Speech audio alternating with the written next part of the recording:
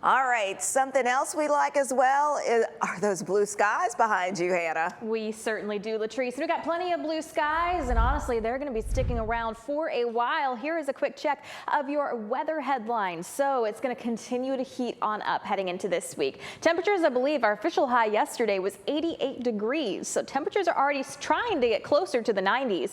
Heading into next week, you're going to see those temperatures are going to linger around the lower 90s, and then another week of mostly dry conditions. Today's snapshot, again, we're expecting these temperatures to get up to around 87 degrees. You can see that, at least here in Chattanooga, we're going to see that gradual increase in temperatures over the next couple of hours, with our higher temperatures probably ranging anywhere between 2 to 6 p.m. So around kickoff for Friday night football or whatever outdoor activity you may have planned, it's likely going to start to cool down as that sun begins to set, and high temperatures across the region. We're seeing a range from the lower 80s all the way up to the upper 80s, but then it looks like our lowest values are still probably going to be around 81, 82 degrees, even for the highest elevations. But again, looking at nothing hindering any type of game weather-wise for today, with our game of the week being Sequatchie versus Marion County in Jasper, Tennessee. Beautiful conditions in the 70s and then possibly the upper 60s.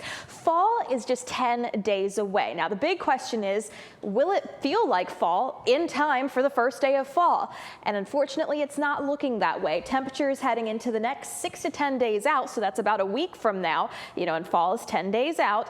The trend is that these temperatures are likely going to be above the average. You're seeing that large area of that dark red, which indicates that it's likely going to be above the average. And you can see here that heading into the beginning of next week, these temperatures are going to get pretty toasty. Now, there's going to be less of a difference heading into the middle of next week, so that'll be nice. So hopefully temperatures just by a little bit at least will be in the upper 80s, but as you can see, bumping right back up, and it's not going to feel like fall for a little while. And also the other thing that we're tracking is possible drought conditions, because it's been a while since we've seen some rainfall, and with those temperatures heating up, we could begin to see some of those issues in that regard. But potential rainfall over the next week, you can see here it's showing just maybe 1/10 of an inch up to 1/4 of an inch for some, the majority of the area staying really dry. So here's a look through kind of an overview nationally. You can see that there are large portions of the United States farther out to the west which are seeing severe drought conditions for some areas,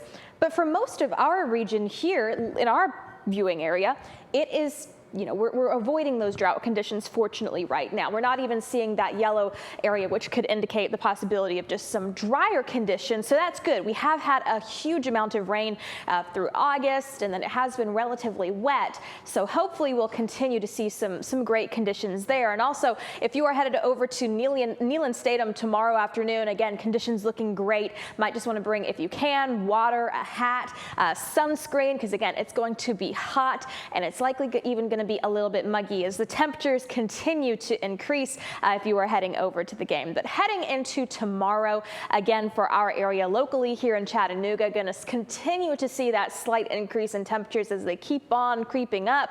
And by the time we head to the beginning of next week, that's when we could see the 90s begin to appear.